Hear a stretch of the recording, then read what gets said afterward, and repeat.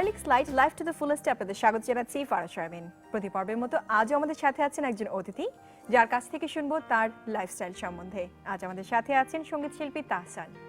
আমন্ত্রণ আমাদের আজকের পর্বে। Thanks for inviting. কেমন আছেন? খুব ভালো আছি। খুব ভালো। এন্ড সবকিছু মিলে কাজকর্ম নিয়ে সবকিছু ভালোই ফ্যামিলি যাচ্ছে। সব নিয়ে মাশাআল্লাহ ভালো আছে। আপনাকে দেখে অবশ্যই সবসময় ফিট মনে হয় and seems to be that you know you are having a perfect life. Perfection is relative. আমার কাছে মনে হয় I have a very healthy life, healthy lifestyle and try to be as normal as possible. How do you define that healthy life? Healthy life হচ্ছে একটা routine মেনে চলা। আগে ছিল না, যখন বড় হচ্ছিলাম মায়ের বকা শুনতে শুনতে এখন মোটামুটি একটা হেলদি লাইফস্টাইল। সকালে ওঠা, ঠিকমতো নাস্তা করা, সারাদিন ঠিকমতো কাজ করা, তারপরে ফ্যামিলি ফ্রেন্ডসদের সময় দেয়া, ওয়ার্কআউট করা, সব মিলে একটা ওটা নিয়ে আমরা আরো ডিটেইলসে লাইফস্টাইল শুনবো আপনার। বাট আমি জানতে চাচ্ছি যে এই মুহূর্তে তার কাজের ব্যস্ততা কেমন? কাজের ব্যস্ততা অনেক বেশি ব্যস্ততা, কারণ আমার আসলে জাগল করতে হয় অনেকগুলো ক্যারিয়ার। মেইন ক্যারিয়ার টিচিংয়ে তো সময় দিতে হয়, এছাড়া মিউজিকে অনেক সময় যাচ্ছে, আমার অ্যালবামের কাজ করছি, ব্যান্ডের নতুন, সো ওখানে একটা বড় সময় যাচ্ছে। আবার মাঝে মধ্যেই ডিরেক্টর বন্ধুরা অ্যাক্টিং করতে অনুরোধ করলে, ভালো স্ক্রিপ্ট পেয়ে গেলে করি, স্ক্রিনেও আপনাকে দেখা যায় কিন্তু, সো ওইখানে একটু ব্যস্ততা যায়। আর রিসেন্টলি আমার ফ্যামিলিতে একটু বেশি সময় দিতে হচ্ছে, সো খুব বেশি ব্যস্ত। সব মিলে অনেক কিছু নিয়ে একসাথে না, মানে Tahsan as a singer, Tahsan as an actor I would say, and then definitely family person তো অলওয়েজ, রাইট? সো কোন জায়গাটাতে আপনার মনে হয় যে মানে সামহাউ তাহসান যদি আরেকটু বেশি এফোর্ট দিতে পারতো? সব জায়গাটাতে যদি আরেকটু বেশি এফর্ট দিতে পারতাম তাহলে তো আরো ভালো হতো। কিন্তু আমি আসলে একটু আমি ডিফাইন করি যে আমার কাজ তখনই করা উচিত, ততটুকুই করা উচিত যতটুকু আমি এনজয় করছি এবং আমি স্বতঃস্ফূর্তভাবে করতে পারছি। যেমন আপনার ইন্টারভিউতে যে আমার ভালো না লাগে আমি কিন্তু উঠে চলে যাব, জাস্ট কিডিং। সেই কারণে that's a great threat I would say. So যতক্ষণ গান করতে ভালো লাগে গান করি, অ্যাক্টিং করতে বছরে তো আমার খুব কম কাজ করা হয়, ওই এনজয় করি বলেই করি। মানে যদি ক্যারিয়ার হিসেবে নিতাম তাহলে হয়তো করতে পারতাম না। মানে ভালো লাগা থেকে আপনি কাজগুলো করছেন। আচ্ছা, তো আপনি কখনো চিন্তা করে দেখেছেন এই যে ভালো লাগা কোনো কিছু, as in you are working as a teacher, as a professor, you are teaching some people, at the same time you are as a singer performing, and then আপনি গানও করছেন, তো ভালো লাগা থেকেই কিন্তু এগুলো আসছে আপনার। সেই ভালো লাগাটার পেছনের ইন্সপিরেশনটা কোথা থেকে চিন্তা করেছেন কি কখনো? Inspiration is my family and friends. Okay, ছোটবেলা থেকেই বাবা মা ওয়াজ মাই বিগেস্ট সাপোর্ট। আমার ফ্যামিলিতে সবাই খুব পড়াশোনায় ভালো, এই কারণে আমার হয়তো তাদের কাছ থেকে একটু পড়াশোনায় একটু ভালো হয়েছি। বাবা মা আমাকে ছোটবেলা থেকে গান শিখিয়েছেন, কিবোর্ড শিখিয়েছেন, সো এই কারণে আমি মিউজিকটা করতে পারি। সো আমি বলবো যে family and friends are my supports. Inspiration হিসেবে কাজ বড় হয়ে করছে। আমার স্ত্রী, আমার বন্ধুরা সবাই আমাকে সব কাজে সাপোর্ট করেছে বলেই আমি আসলে সব কাজ করতে পারছি। সো এখন আলটিমেটলি তাদের সাপোর্টের জন্যই আপনি আসলে কন্টিনিউ করছেন এই কাজগুলো। You are feeling good, energetic, and end of the day you really want to do something different. That's true, but সবসময় নিজেকে ফিট মনে হয় না। যেমন গত বছর একটা নাটক করছিলাম, অমিতাভ রেজার একটা গান নাটক, আমি আর মিথিলা কাজটা করছিলাম সময় চুরি নামে। সো নাটকের স্টোরিটা ছিল একটা রাতের ঘটনা, সো আমাদের টানা 5 দিন শ্যুট করতে হয়েছে, সন্ধ্যা 7টা-8টা থেকে ভোর 5টা পর্যন্ত। ওকে, সো 5টা পর্যন্ত শ্যুট করে আবার সকালে আমার 8টা থেকে ক্লাস নিতে যেতে হবে। আচ্ছা, সো আবার বিকালবেলা মাঝে একটু ব্যান্ডকেও টাইম দিতে হবে। সো এমন গেছে টানা 7 দিন যে মনে হয়েছে যে I am actually not fit for this type of a schedule. Right, মানে কমপ্লিটলি হেক্টিক। বাট ওরকম স্কেডিউল মাঝে মধ্যে বছরে 10-12 দিন নিজেকে ইউজ টু করে দেয়, বাকি যে দিনগুলো কাটে মনে হয় যে এটা normal. I have been through worse. ওটা আপনার লাইফস্টাইল নিয়ে আমরা আরো শুনবো, তবে এই মুহূর্তে একটা বিরতি নিচ্ছি ছোট্ট। প্রিয় দর্শক, তাহসানের সাথে আরো কথা বলবো, তবে এই মুহূর্তে নিচ্ছি ছোট্ট একটি বিরতি। ফিরছি খুব শিগগিরই, সাথেই থাকুন।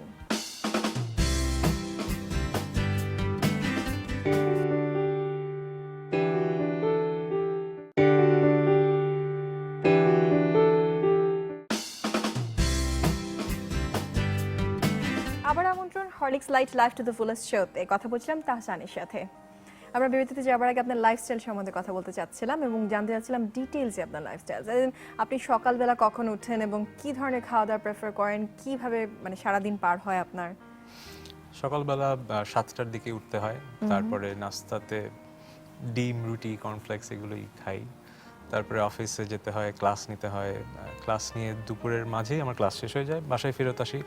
ডিপেন্ড করে যে ওই দিনের স্কেডিউল, তারপরে কি হয়, আমার গানে সময় দেব অথবা লেখালেখিতে সময় দেব অথবা পড়াশোনাতে সময় দেব। তারপর বিকেলের পর থেকে ফ্যামিলি ফ্রেন্ডস এভাবেই চলে যায়। আর মাঝখানে চেষ্টা করি 1 ঘন্টা ওয়ার্কআউট করার জন্য, হয় না সব সময়, বাট উইকে অ্যাটলিস্ট 3-4 দিন একটু দৌড়াদৌড়ি করার। নাকি জিমে সবসময় যাই না, মেম্বারশিপ আছে যাই, আবার কিন্তু আমার বাসাতেই কিছু আচ্ছা, you ফ্যাসিলিটি have আছে, ওখানেই facilities and everything. একটু জগিং লাইট ওয়ার্কআউটটা করা হয়। সো লাঞ্চে কি ধরনের খাওয়া সাধারণত খেয়ে থাকেন? লাঞ্চে যেটা হয় যে আমি Working খুবই lunch or? ব্লেসড, আমি আমার একটা ক্যারিয়ারে আছি, আমি লাঞ্চটা বাসায় করতে পারি, আমার মায়ের হাতে রান্না খাওয়ার চেষ্টা করি। অ্যামেজিং। সব দিন হয় না, সো তবে মাস্ট বি চেষ্টা করি। হেলদি ফুড না? হ্যাঁ হ্যাঁ, Homemade healthy food. আমার লাইফের সবচেয়ে বড় ফুড হ্যাবিটসের মধ্যে অনেক কিছুই খাই। ছোটবেলায় অনেক কিছু খেতাম না, কিন্তু আমার বাবা মা আমাকে মোটামুটি সবই খাওয়া শিখিয়েছেন, সো মোটামুটি সবই খান, সবই খাওয়া হয়। But more into healthy food. Healthy food definitely, আগে ছিলাম না, আর রিসেন্টলি একটু বেশি হেলথ কনসিয়াস হয়ে যাচ্ছি। কারণ আমার বাবার কথা বলি, আমার বাবা কখনো মাংস খান না, গরুর মাংস খান না, কখনো দেখিনি খেতে। মুরগি হয়তো কালে ভদ্রে দেখি। সো তার এইজ দেখলে you won't understand, you won't সেই যে না, এই ভদ্রলোকের এরকম বয়স হতে পারে না। জাস্ট তার ফুড হ্যাবিট এবং তার লাইফস্টাইলের জন্য হি ইজ সো ফিট, মাশাআল্লাহ। So he is my role model in that front. আমি তাকে এখন আস্তে আস্তে চেষ্টা করছি গরুর মাংস বাদ দিতে, মাংস কমিয়ে দিতে, মাছ আর ভেজিটেবলে থাকতে, কিন্তু এখনো পারছি না। বাট আমার টার্গেট হচ্ছে 40 বছরের মাঝে আমি সব ছেড়ে দেবো। সো বাই 40 আমরা মনে হয় তাহসানকে Red meat দেখবো যে খাওয়া কোনো ছেড়ে রেড দেবো, মিট খাচ্ছে খালি না, vegetables এন্ড দেন খাবো। হি হ্যাজ বিকাম আরো বেশি ফিট, যদিও এখন যথেষ্ট ফিটই দেখছি আমরা। না, ফিট তো রিলেটিভ ব্যাপার। অনেক মানুষ হয়তো মোটা থেকেও ফিট থাকে, অনেকে আবার শুকনা হয়েও ফিট থাকে না। ফিটনেসের অনেকগুলো ক্রাইটেরিয়া আছে।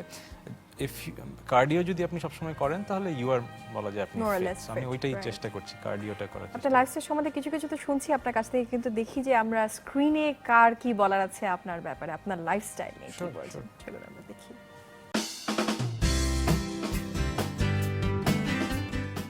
তাছাড়া কোনো তুলনা হয় না, তাছাড়া তুলনা তাসানি। যে গুণাবলী মানুষের থাকা উচিত: দায়িত্ববোধ, কর্তব্যবোধ, মমত্ববোধ এবং সহনশীলতা, এগুলো ওর মধ্যে রয়েছে। তাসান আমার সাথে খুব ফ্রেন্ডলি, ও সমস্ত কথা বলে, শেয়ার করে। তো ওর কিছু ছোটোবেলা থেকে চাহিদা হয় নাই, আমরা নিজেরাই ওর সমস্ত রকম চাহিদা লজিস্টিক সাপোর্ট দিয়েছি। একটি কথা না বললে হয় না, একদিন হঠাৎ করে এটা হাসির গল্প হতে পারে। আমাকে 2002 সালে একটা চিঠি দিয়েছে সে, যে আব্বা তোমার কাছে একটা জিনিস চাইবো, অনেক এই বয়সে অনেক কিছু চায়, আমার একটা প্রেম হয়ে গিয়েছে, তা ভাববে না তুমি আমি কোনো মেয়েকে ভালোবাসি, এটা আমার একটা মিউজিকের প্রতি প্রেম হয়ে গেছে, আমার একটা কিবোর্ড দিতে হবে। তখন শুনে আমি ওকে আলিঙ্গন করে এমব্রেস করে ধরে আমরা ইউ উইল গেট ইট। আর তারপরে যখন কিনে দিলাম, তো ওর তখন একটা ব্যান্ড ছিল, ব্ল্যাক ব্যান্ড বলতে, আরও যারা সঙ্গীরা ছিল, সবাই আনন্দে যে আত্মহারা হয়েছিল, ওটা দেখে আমি I was very much satisfied and happy. খাওয়া দাওয়ার ব্যাপারে বিশেষ করে ওর আম্মাই বেশি নজর দিতেন। ওর খাওয়া দাওয়ার অভ্যাস বলতে হলে, ছেলেমেয়েদের তো মাংসের প্রতি প্রীতি থাকে, তা আমরা ছোটোবেলা থেকে ওকে ব্যালেন্স খাবার দেওয়ার প্রতি নজর দিয়েছি, যেমন মাছ, মাংস, ভেজিটেবল, ফ্রুটস যেন সবগুলো তো খায়। তো বা মাংস একটু প্রেফার বেশি করে। আমার ছোট ছেলে তাহসান, মানুষ হিসাবে বলবো আমি অত্যন্ত ভদ্র, বিনয়ী এবং সদালাপী। সে ছোটোর থেকেই কোনো জিদ ছিল না, খুব লক্ষ্মী ছিল, এবং গরিব দুঃখীদের প্রতি তার খুব একটা মায়া আছে, যেটা তাকে আমি শেখাবার চেষ্টা করি, যেমন সে শিখেছে। অনেক গরিব দরিদ্র ছেলেদের লেখাপড়ার জন্য সে সাহায্য করে থাকে। তবে একটা অসুবিধা, সে একটু কথা কম বলে। হয়তো আমি ভাবি যে সে যেহেতু গায়ক বা লেখালেখি করে, সেই জন্যই বোধহয় চুপচাপ থাকা পছন্দ করে। অন্য দিক থেকে আমি বলবো আজকের যুগে এ ধরনের ছেলে কমই দেখা যায়। আর খাওয়া দাওয়ার প্রতি তো বাচ্চাদের অনীহা থাকেই, ছোটবেলায় যতটা অনীহা ছিল এখন কমেছে। সে মাংস খেতে ভালোবাসে, কিন্তু আমরা তাকে চেষ্টা করে এখন করলা ভাজি পর্যন্ত খাওয়ানো শিখিয়েছি, এবং সে বিভিন্ন ধরনের ফলমূল পছন্দ করে। পোশাক আশাকের ব্যাপারে ছোটবেলা থেকে তো খুবই সাধারণ ছিল, অত্যন্ত সাধারণ। তারপর যখন গান গাইতে গেল বা এই যে আপনার অভিনয় এবং উপস্থাপনা করতে গেছে, তখন কিছু পোশাকের প্রয়োজন হয়েছে, সেই জন্য সে কিছু পোশাক তাকে নিতে হয়েছে বাধ্য হয়ে, ভ্যারাইটিস অফ ড্রেসেস। কিন্তু আদারওয়াইজ তারা সিম্পল জীবনটাই পছন্দ করে। ছোট থেকে কোনো অনিয়ম ছিল না। বড় হলে যেহেতু রাত জেগে পড়াশোনা করতো বা গান তৈরি করতো, তাদের তো ভাবটা বোধহয় রাতেই আসে, সেই জন্য মাঝে মাঝে একটু দেরি করে ওঠে। কিন্তু সকাল 8:30টায় ক্লাস নিতে হয়, অতএব 7টায় উঠে নাস্তা খেয়ে সে বেরিয়ে পড়ে। আদারওয়াইজ খুব পাঞ্চুয়াল, সময়নিষ্ঠ। আর শিক্ষক তো, তাকে তো সময়নিষ্ঠ হতেই হবে। চমৎকার কথাগুলো কিন্তু বলেছে আপনার বাবা মা দুজনেই, এবং seems to be a very good boy, right? আমরা যে ইমপ্রেশনটা অ্যাকচুয়ালি পাই আপনার কাছ থেকে। আমি একটু ইমোশনাল হয়ে গেছি, কারণ বাবা মা তো সন্তানদের নিয়ে ভালো কথা বলবে, এটা খুবই স্বাভাবিক ব্যাপার। Definitely as a third person I would say ওনারা যা বলেছেন মানে পারফেক্টলি অনেক বলেছেন, বাড়িয়ে বলেছেন। Not really. আমরা যাকে দেখি, যে তাহজানকে দেখি, এক্স্যাক্টলি সেম তাহজানের কথাই বলেছেন, এবং I think credit goes to them. না, অনেক বেশি, যেমন বলেছেন খুব বেশি বিনয়ী, খুব বেশি, আমি এত বেশি না, আমি নর্মাল। না, কিছু কিছু ক্ষেত্রে তো you have to be rude, you have to be professional, so সেটাই, ওগুলো আছে, but otherwise I would say credit goes to them. কিন্তু ওই যে Definitely the credit goes to aunty them. বলছিলেন করলা ভাজি পর্যন্ত খাইয়েছি, তার মানে এককালে করলা ভাজি ছিল একটা সবচেয়ে তৃষ্ণার ব্যাপার মনে হয়, নাকি? ডেফিনেটলি এখন খুব পছন্দ করি করলা ভাজি। আলটিমেটলি তাহসান বুঝেছে করলা ভাজি কিরকম মজা। শুধু করলা ভাজি না, এখন সব মানে ভেজিটেবল অ্যাপ্রিশিয়েট করি খুব বেশি। Fruits and vegetable, like she খুব was বেশি, saying. হ্যাঁ। That's amazing. And মানে আপনি রাতে জাগেন, জিনিস আপনি বলছিলেন না আন্টির কাছ থেকে বিয়ের শুনতে আগে পারলাম অনেক আমরা। বেশি জায়গা হতো, কারণ ওই যে বললাম পিয়ানো মানে কম্পোজিশন এমন একটা ব্যাপার, এটা তো আসলে প্ল্যান করে হয় না। যখন মানে মনে হলো when তখন। you're creating a সুর, আপনি যখন সুর তৈরি করছেন, এটা আসলে আজকে এখন আমি 1 ঘন্টা সুর তৈরি করবো, এটা হয় না, এটা সম্ভব না, এটা কোনো কম্পোজার পারবে না, পারবে কিন্তু ওটা আসলে তার ভালো, নিজেরও ভালো লাগবে না। Right. সো এই কম্পোজিশনটাকে আসবার জন্য এটা একটা ধ্যানের মতো, মেডিটেশনের মতো, you have to spend time with your piano, with your guitar. So ওই সময়টা যে টানা ঘন্টার পর ঘন্টা টাইম স্পেন্ড করাটা দিনের বেলাটা কোনো একটা কারণে হতো না, কারণ দিনের বেলা পড়াশোনা থাকতো, স্টুডেন্ট লাইফে, পরে কাজ থাকতো, সেই রাতের বেলাটাই সময়টা বেশি থাকতো। সো হয়তো Isolation is very important for music, right? Exactly. So হয়তো 10টার সময় বসলাম, রাত 3টা 4টা হয়তো বেজে গেছে, মানে হয়তো একটা গান নিয়ে বসে আছি। সো ওইটা ছিল একটা রুটিন একটা সময়, কিন্তু বিয়ের পরে তো আসলে মানুষের লাইফস্টাইল হয়ে চেঞ্জ ওঠে হয়ে না, যায়। সো বিয়ের পরে যখন আমার স্টুডিও রুমে বসে বাজাচ্ছি 12টা মানেই তো মিথিলার ফোন আসছে, নক হচ্ছে। সো ওই সময়টা আমার ট্রানজিশনটা একটু হয়েছে যে কম্পোজিশন এখন দিনের বেলা করতে হবে। Now I am used forcefully to. আপনি দিনের না, এখন বেলা- ফোর্সফুলি না, এখন ব্যাপারটা আসলে দিনের Used বেলা to with রাতের it. বেলা ম্যাটার করে না, এখন দিনের বেলাও সময় বের করতে পারি, রাতেও সময় বের করতে পারি। So এখন you have to wake up by 7:30 because of class. Exactly, And then তারপর আপনার রুটিন লাইফটা যখন শুরু হয়ে যাচ্ছে, আপনি কমপ্লিটলি রুটিন লাইফেই প্র্যাকটিসড। এক্স্যাক্টলি। Complete. আবার রুটিনটা আসলে সবসময় রুটিন থাকেও না, যেরকম উইকেন্ডসে ফ্রেন্ডদের সাথে ঘোরাঘুরি করি, কিন্তু যদি নাটক করছি তখন উইকেন্ডেই শুটিংটা পড়তে হয়। সো তখন আবার উইকেন্ড দুটো চলে যায়, তখন টানা আবার হয়তো 14-15 দিন আমার কোনো ছুটি নাই। সো তখন আবার রুটিনটাও একটু ব্রেক হয়ে যায়। সো অ্যাক্টিংটা এই কারণে কম করার চেষ্টা করি, রুটিনটা ব্রেক হয়, এবং যতক্ষণ পর্যন্ত আমি জানি যে আমার স্ক্রিপ্টটা খুব ভালো লেগেছে, অ্যাক্টিং করতে মজা লাগবে, ডিরেক্টরের সাথে আমার ফ্রেন্ডলি একটা সম্পর্ক আছে, তখনই বেসিক্যালি কাজটা করি। মানে কাজটা যদি ভালো লাগে, সেই ভালো লাগা ওই থেকে সেই আবার, ভালো রাইট? লাগাটা, হ্যাঁ, কারণ জীবন 24 ঘন্টা অনেক সীমিত সময়, এমন কিছু করা উচিত না যেটা আসলে আমি মনে হচ্ছে না আমি পৃথিবীকে ভালো কিছু দিতে পারছি অথবা আমাকে ভালো কিছু করতে পারছি আমার জন্য। সো যদি মনে হয় দুটোর একটা করতে পারছি, তাহলে পারফেক্ট। আমরা আরো কথা বলবো আপনার সাথে, আরেকটা ছোট্ট বিরতি নিচ্ছি এই মুহূর্তে। প্রিয় দর্শক, নিচ্ছি আরো একটি বিরতি, ফিরছি খুব শিগগিরই, সাথেই থাকুন।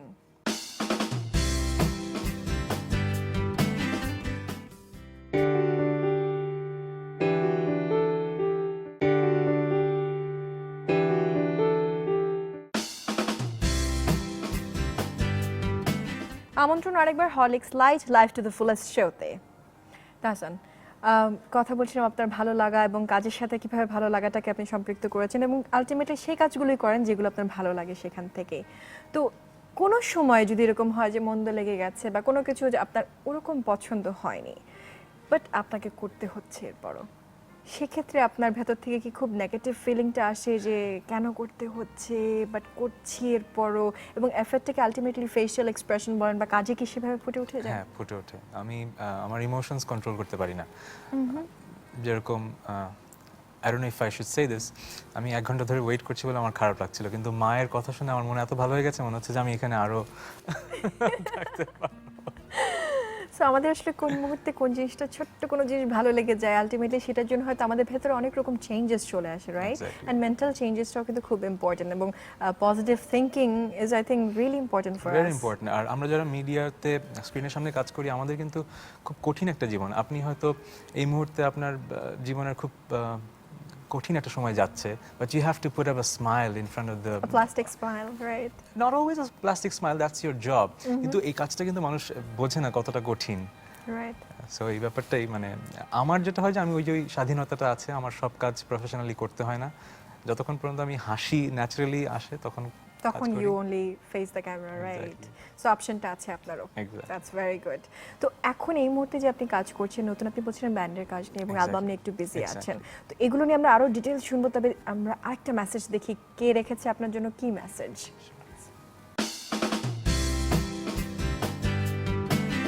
তাহসান মানুষ হিসাবে আসলে খুবই চমৎকার। আমাদের পরিচয় অনেক দিনের, আমরা স্কুলে একসাথে পড়েছি, সেটা একটা পরিচয়। তাছাড়া আরেকটা পরিচয় হচ্ছে আমরা প্রিয়প্রাঙ্গণেও অনেক দিন থেকে একসাথে ছিলাম, খেলাধুলা, আড্ডা মারা, বাইরে খেতে যাওয়া, খুবই ক্লোজ আমাদের ফ্রেন্ডশিপ। অনেকে হয়তোবা তাকে একটু চুপচাপ ভাবে, হয়তোবা স্নবিশও ভাবতে পারে, কিন্তু আসলে তা না। সে এমনি কিছুটা চুপচাপ হয়তোবা বাইরের মানুষের থেকে একটু শাই, বাট আমাদের সাথে সে খুবই প্রাণবন্ত। আমরা সবসময় যখন আড্ডা মারি, আড্ডাটা খুবই জমজমাট হয়। ও খুব বেশি লেজি বা ঘুমকাতুরে বলবো না, আবার খুব বেশি অ্যাক্টিভ তাও বলবো না। তবে ইদানিং অবশ্য একটু স্পোর্টি ব্যাপারটা ছিল, কারণ সে প্রতিদিনই রাতের বেলা প্রায় 1 ঘন্টা জগ করতো। আমরা সবসময় চিন্তা করতাম যে আমরা এরকম কিছু একটা করব এক্সারসাইজ, বাট আমরা কখনোই সেটা ফলো থ্রু করতে পারিনি।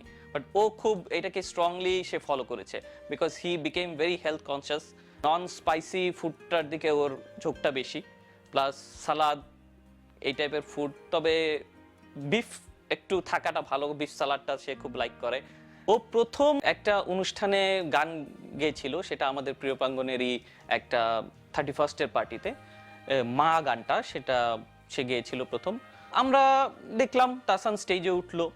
তাহসান যেভাবে নর্মাল কথা বলে সেইভাবেই তো আমরা এক্সপেক্ট করেছিলাম সে গানটা গাবে, কিন্তু উঠার পরে তার হঠাৎ করে একটা অ্যাকসেন্ট চলে আসলো।